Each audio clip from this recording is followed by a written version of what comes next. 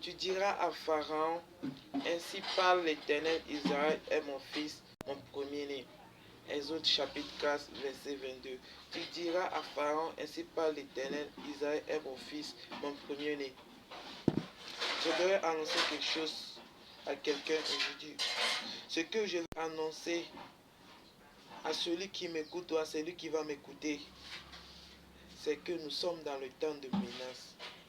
Et j'arrive dessus. Nous sommes dans le temps de menace. Mais avant de te faire parvenir que nous sommes dans le temps de menace, il faut que je te fasse savoir que tu es un fils de Dieu et que tu es un premier-né de Dieu. Car tu fais partie de Zion et Zion est le premier-né de Dieu et Zion est le fils de Dieu. Ici, Dieu dit à Moïse de dire à Pharaon qu'ainsi qu'il parle, qu'Israël est son fils, qu'Israël est son premier-né. Bien-aimé, tu es le fils de Dieu. Bien-aimé, tu es le premier-né de Dieu. Et comme je le disais que nous sommes dans le temps des menaces, Dieu va menacer ceux qui t'outragent. Dieu va déclarer une guerre à ceux qui te persécutent. Dieu va déclarer une guerre à ceux qui t'assujettissent. Parce que Pharaon a assujetti le Fils de Dieu. Pharaon a assujetti Israël. Pharaon a assujetti le premier-né de Dieu. Tu es fils de Dieu, mais le diable t'assujettit. Tu es fils de Dieu, mais le diable te poursuit. Tu es fils de Dieu, mais le diable te persécute. Tu es fils de Dieu, mais le diable t'outrage. Tu es fils de Dieu, mais le diable ne te laisse point dormir. Demande-moi à cause de quoi. Demande-moi pourquoi le diable ne te laisse pas dormir. Attends, dans le verset 23, il dit, je te dis, laisse aller mon fils pour qu'il me serve. Si tu refuses de le laisser aller, voici je te ferai périr ton fils, ton premier-né. Je te ferai périr ton fils, ton premier-né. Ce qui est de clé ici, que bien aimé, on doit comprendre est que quoi? Dieu dit, Israël est son fils, Israël est son premier-né. Mais le fils premier-né de Dieu, le fils de Dieu est assujetti par Pharaon, est assujetti par Égypte qui le domine en esclavage. Bien aimé, maintenant tu es un esclavage dans la main du diable, tu es un esclavage dans la main des sorciers, tu es un esclavage dans la main des marabouts, tu es un esclavage dans la main d'une situation, tu es un esclavage dans la main d'une maladie, que ce soit venant du diable. Tu es un esclavage, tu es un esclave, un esclave dans quelque chose qui vient du diable, de quelque chose qui est œuvre du diable, qui n'est pas de la volonté de Dieu. Et Dieu dit dans le verset 23, je te laisse. Il dit, je te dis, laisse aller mon fils. C'est un ordre qu'il est en train de donner à Moïse, de dire à Pharaon de laisser son fils. Regardez, écoutez bien le premier ordre. Laissez aller mon fils pour qu'il me serve. C'est là même l'essentiel des choses. Satan ne veut pas te laisser afin que tu sers l'Éternel. Satan ne veut pas te laisser afin que tu adores l'Éternel.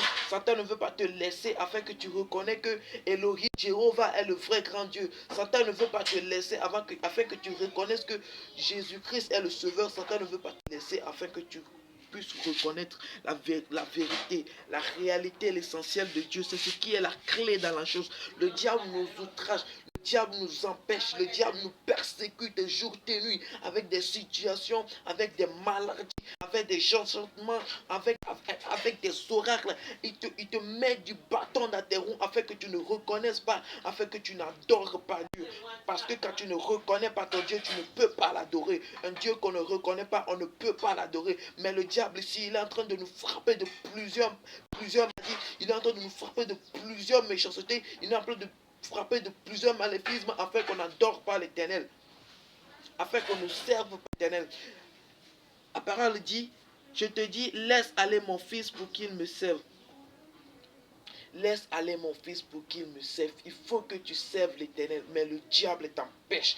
Bien-aimé, ne crois pas que ce qui arrive dans ta vie, c'est toi-même qui es l'occasionneur de ça. Non, non, non, non, non, non. Ce qui est en train de t'arriver, ce que tu traverses en ce moment, les situations que tu traverses en ce moment, les situations délicates que tu traverses en ce moment, ça ne vient pas de... Tu n'avais pas suivi tous ces mélancolies. Job n'avait pas subi toutes ces douleurs parce qu'il le voulait, mais parce que le diable le diable. Le diable a œuvré là-bas. Bien aimé, ce qui t'arrive dans ta vie, c'est le diable qui est l'auteur. C'est le diable qui donne, qui occasionne ça dans ta vie. Laisse-moi te dire que l'Éternel est en train de donner un ordre au diable de te laisser afin que tu le serves. Car l'Éternel a besoin que tu le serves. Il t'a créé afin que tu le serves. L'Éternel t'a créé afin que tu puisses l'adorer en esprit et en vérité. L'Éternel t'a créé et il t'a fait son fils, son premier. Tu es le premier-né, tu es le fils de Dieu. Bien-aimé, là où tu es, tu sais que tu as reçu Jésus, tu as confessé Jésus, tu sais que tu es fils de Dieu. Alors, mais tu es encore sous la domination du diable, tu es encore sous la servitude du diable, tu es encore sous l'esclavage du diable. Amen. Il y a quelque chose dans ce verset, dans les deux versets là, que bien aimé nous devons comprendre. Exode chapitre 4, verset 22 à 23. Dans le verset 22, l'Éternel dit à Moïse de dire à Pharaon, l'Éternel dit à Moïse de dire à Pharaon que Israël est son fils, que Israël est son premier. Ici, je veux bien que quelqu'un prenne conscience, qu'il prenne conscience en réalité du fait comment l'Éternel parle ici. L'Éternel est en train de dire ici que Israël est son fils, Israël est son premier-né. Il y a quelque chose d'important que je veux que les gens perçoivent ici dans ce verset. C'est de, comment on appelle, c'est de convertir ce verset. C'est de convertir ce verset. Convertir le verset. Le verset ici, le Exode chapitre 4, verset 22. Convertir le verset dans toi-même, dans ton propre compte, en te disant, l'Éternel a dit que je suis son fils, je suis son premier-né, bien-aimé. Tu es fils de Dieu. Reconnais, tu le sais, toi-même tu le sais que tu es fils de Dieu. Le fait que tu as confessé Jésus-Christ te donne la confiance. Cet esprit confirme à toi que tu es fils de Dieu. Tu ne peux pas nier que tu n'es pas fils de Dieu. Tu es fils de Dieu. You know. Tu sais que tu es fils de Dieu. Bien-aimé, tu sais bien que tu es fils de Dieu. Là où tu es en train de me regarder, tu sais que tu es fils de Dieu. Ça, c'est ta qualité, c'est ta capacité, c'est ta force. Ta force en toi, la capacité que tu as, la puissance que tu as, la force que tu as en guise, c'est ça, tu es fils de Dieu. C'est là toute ta puissance, c'est là toute ta force. Tu es fils de Dieu, tu es fils de Dieu. Déclare-le sur ta vie, tu es fils de Dieu, tu es fils de Dieu. Ce n'est pas quelque chose de facultatif, mais c'est quelque chose d'obligation. Quand on a reçu Jésus, on devient automatiquement fils de Dieu. Tu es fils de Dieu, tu sais que tu es fils de Dieu. Mais je veux que tu reconnaisses que tu es fils de Dieu. Et quand tu es fils de Dieu, il y a une promesse qui t'accompagne. Et quand tu es fils de Dieu, il y a un verset 23 du chapitre Exode 4 qui t'accompagne, qui suit et dit ceci. Car ce que dit le verset 23 est en train de se passer dans ta vie. Ce que dit le verset 23 est en train de se réaliser dans ta vie présentement. Car tu ne peux me dire que tu n'as pas la main du diable dans ta vie. Il y a le diable qui détruit tes affaires. Il y a le diable qui détruit ta famille. Il y a le diable qui te détruit, il détruit ton corps. Il y a le diable qui t'impose la débauche. Il y a le diable qui t'impose les maladies. Il y a le diable qui t'impose la destruction. Le diable veut te détruire. Le diable veut te détruire. Il veut te détruire. Il t'assujettit. Égypte a assujetti Israël. Égypte a dominé Israël. Égypte a mis Israël en esclavage, malgré que c'est le fils unique de Dieu, malgré que c'est le premier-né de Dieu, malgré que c'est le fils du très haut Dieu puissant. Il l'a dominé, il l'a mis en esclavage. Bien-aimé, tu es mis en esclavage. Tu peux être maître, tu peux être mis en esclavage, bien-aimé. Tu peux être mis en esclavage, Tu es mis en esclavage. Les situations qui passent dans ta vie veulent dire que tu es en esclavage. Les maladies là veulent dire que tu es en esclavage. Les problèmes de tout part veulent dire que tu es en esclavage.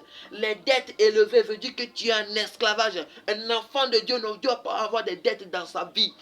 Un enfant de Dieu ne doit pas être souffrant. Un enfant de Dieu ne doit pas vivre la douleur. Un enfant de Dieu est promis pour la paix. Un enfant de Dieu, c'est la joie. Parce que quand Adam et Ève n'avaient pas encore péché, ils avaient la joie, ils avaient la tranquillité, ils avaient la paix, ils avaient l'amour, ils avaient tout ce dont ils ont besoin pour vivre en joie. C'est ça ta part. C'est ça ta part. étant fils de Dieu, c'est ça ta part. Mais le diable a dit non, il a envoyé le péché.